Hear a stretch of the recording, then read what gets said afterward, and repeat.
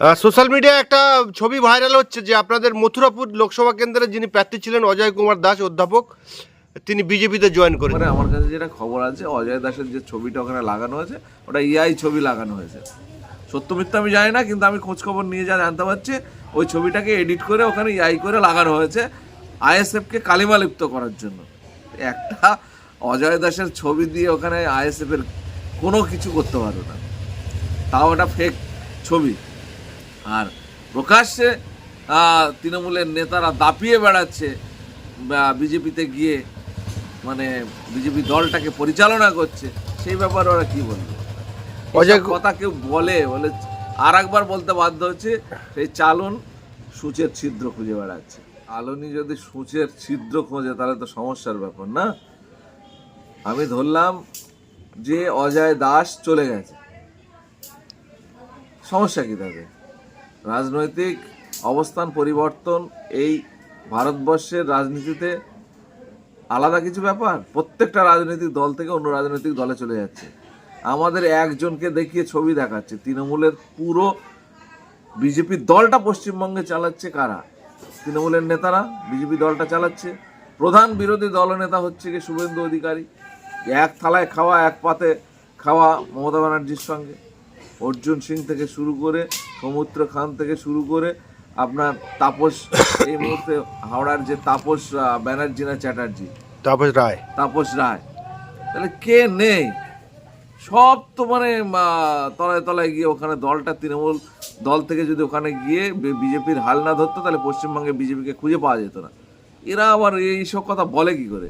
আচ্ছা, অজয় দাস কি আপনাদের দলের সঙ্গে রয়েছে, না 24-এর লোকসভা পরে তার সাথে সম্পর্ক শেষ হয়ে গিয়েছে? আমাদের দলের সামনের সারির অ্যাক্টিভিটিসতে ছিল না, মানে ভোটের পর থেকে, উনি হারার পর থেকে সেইভাবে আমাদের দলের সঙ্গে যোগাযোগ উনি রাখেননি, বা দলের অ্যাক্টিভ যেভাবে কাজ করছিল সেটা কন্টিনিউ করেনি।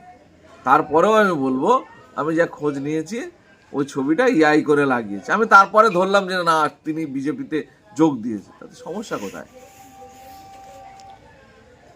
মমতা ব্যানার্জি তো ঘন ঘন মোদির সঙ্গে গিয়ে যেভাবে বসছে, আমার তো মনে হয় আলোচনা করেই এই তৃণমূল নেতাগুলোকে বিজেপিতে পাঠাচ্ছে, বিজেপিটাকে বাঁচিয়ে রেখে এগিয়ে নিয়ে যাওয়ার জন্য। তিনি আবার এসব কি, তাদের লোক এসব কি প্রশ্ন করার কি কথা বলে? লজ্জা শরম থাকলে এসব কথা বলে? এই যে অজয় কুমার দাসের সাথে আপনার টেলিফোনে ফোন আলাপ হয়েছে এই ছবি ভাইরাল হওয়ার পরে? না, ওনার সঙ্গে সরাসরি কথা হয়নি, কিন্তু ওনার মানে যারা ওনার কাছাকাছি থাকে, যারা তাদের সঙ্গে আমি খোঁজ খবর নেওয়ার চেষ্টা করেছি। ইতিমধ্যেই তৃণমূল বলছেন যে বলায় কি যায় আসে, ওরা নিজেদের পা ঠিক আছে। ওদের অনেক মানে আরো অনেক নেতা আছে, মানে ওদের কি বলবো, মুখ্যমন্ত্রী থাকবে কিনা ভবিষ্যতে, হেরে গেলে বিজেপিতে চলে যাবে তার কোনো গ্যারান্টি আছে? ওদের সব তো এক এক করে যাচ্ছে আর আসছে। যে দলটা বানিয়েছিল মুকুলটা, সে কোথায় গেল? ওরা এইসব প্রশ্ন করার মানে কি হলো, ডাকাতের গলায় চোরের প্রশ্ন সাজে?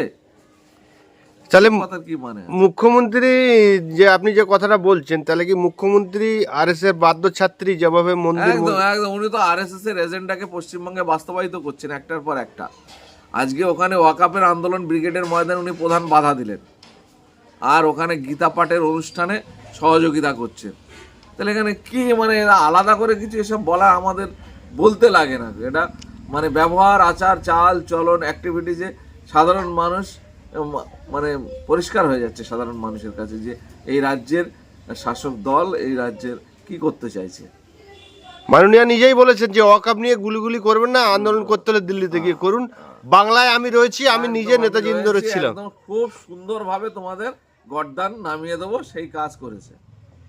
তাহলে তারপরে বাংলার মুসলমান সমাজ কি বুঝতে পেরে গেছে মাননীয়ার এই মুখোশধারী যে সংখ্যালঘু প্রেম?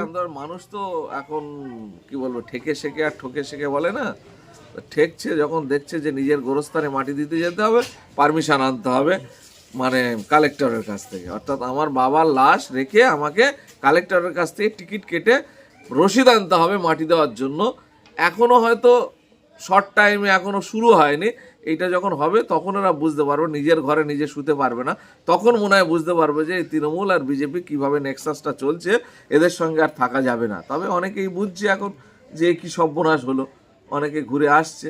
মানুষ কি বলবো, এই বোঝাটা অনেক আগে বোঝা দরকার ছিল, আমরা অনেক আগে থেকে সচেতন করছিলাম। প্রাক্তন জজ সাহেব, তিনি বিজেপির সংসদ, অভিজিৎ গাঙ্গুলি, তিনি বলছেন যে দিল্লির যে বিজেপি রয়েছে তারা চায় না যে মমতা ব্যানার্জি এইখান থেকে সরে যাক। এই কথার সঙ্গে কি আপনি একমত হবেন? 100বার।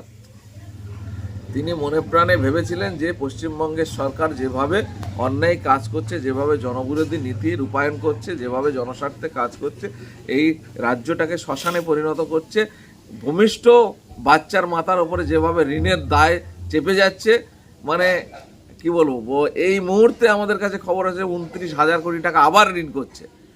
তো এই যে সরকার শুধু ক্ষমতায় থাকার জন্য রাজ্যটাকে রসাতলে দিচ্ছে, এই জায়গা থেকে উদ্ধার করা বা বাঁচানোর জন্য ভেবেছিল সেন্ট্রালে যেহেতু বিজেপি সরকার আছে এবং তাদের হাত ধরে তাদের সঙ্গে আন্দোলনে যোগ দিলে মনে হয় সেই কাজটা সহজ হবে। কিন্তু দেখা গেল বাস্তবে সেটা অন্যরকম। উনি দেখতে পেলেন, ওই দলের মধ্যে ঢুকে দেখলেন যে সেন্ট্রাল গভর্নমেন্টের কোনো সদিচ্ছা নাই যে পশ্চিমবঙ্গের এই সরকারের বিরুদ্ধে কোনো রকম মানে কার্যকলাপ করা। উনি বাস্তবে দেখতে পাচ্ছেন। উনি একজন জজ ছিলেন, উনি অনেকগুলো রায় সরকারের বিরুদ্ধে দিয়েছিলেন এবং বর্তমানে যে এগুলো চলছে বা চলছিল সেইগুলোর কোনো উদ্যোগ নেই যে সঠিকভাবে তদন্তকে এগিয়ে নিয়ে যাওয়া এবং এই সরকারের বিরুদ্ধে যে অন্যায়গুলো আছে সেগুলোকে তুলে ধরে আরও বেশি বেশি করে মানে আইনের শাসন প্রতিষ্ঠা করা, সেই জিনিস কিন্তু উনি দেখতে পাচ্ছেন না, যার কারণে উনি এটা বলতে বাধ্য হচ্ছেন।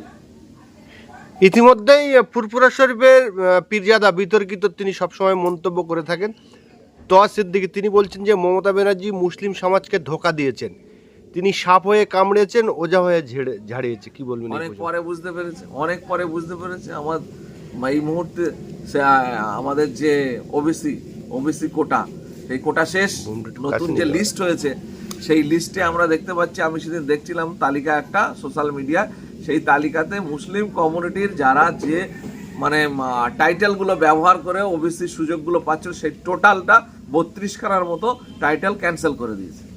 সুতরাং মুসলিম সমাজকে ওবিসি কোটার যে সুযোগ, পিছিয়ে পড়া মুসলমান সমাজ যে সুযোগগুলো পাচ্ছিল সেইটাকে সম্পূর্ণভাবে শেষ করে দিল এই সরকার।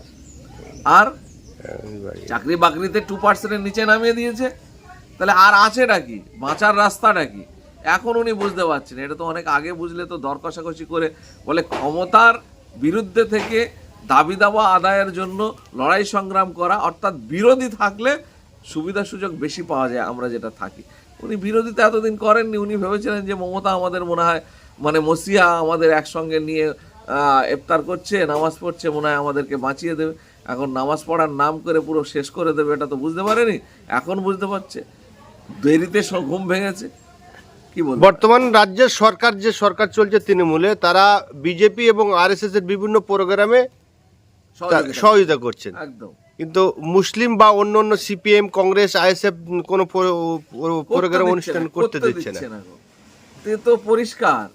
এই যে দুর্নীতির পাহাড় পশ্চিমবঙ্গে তৈরি করেছেন মাননীয় মুখ্যমন্ত্রী তার ভাইপোকে নিয়ে, সেই পাহাড়ে যাতে হাত না দেয়, তাদের বিরুদ্ধে কোনো স্টেপ না নেয়, তার জন্য সেন্ট্রাল গভর্নমেন্টের সঙ্গে এই নেগোসিয়েশন, এই ধরনের আতাত করে এই কাজগুলো করছে যে আমি তোমার সব রকম সহযোগিতা করব, তুমি আমাকে ধরপাকড় করো না, তুমি পার্থকে বার করে দাও, জ্যোতিপ্রিয়কে বার করে দাও, যারা